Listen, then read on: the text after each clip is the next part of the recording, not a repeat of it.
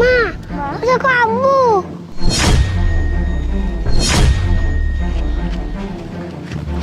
আরে প্রিয়া, তুমি এই জায়গায় এই গমন লাড়তেছো মানে? আব্বু, আরে আমার বাচ্চারে কি অবস্থা, কি নোংরা পোশাক পরিয়ে রাখছো প্রিয়া।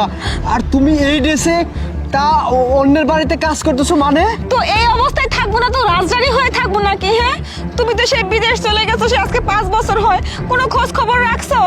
আর তোমার মা আর বন্ধু বলছে তুমি নাকি বিদেশে যায় একটা মেয়েকে বিয়ে করছো। তুমি তো আমাদের কোনো টাকা পয়সা পাঠাও না, খরচ দাও না। তো আমি কি করবো এই বাচ্চাটা নিয়ে বলো?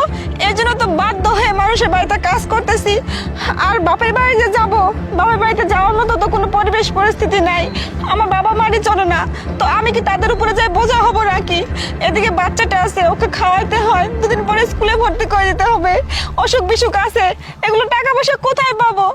এর জন্য তো বাধ্য হয়ে মানুষের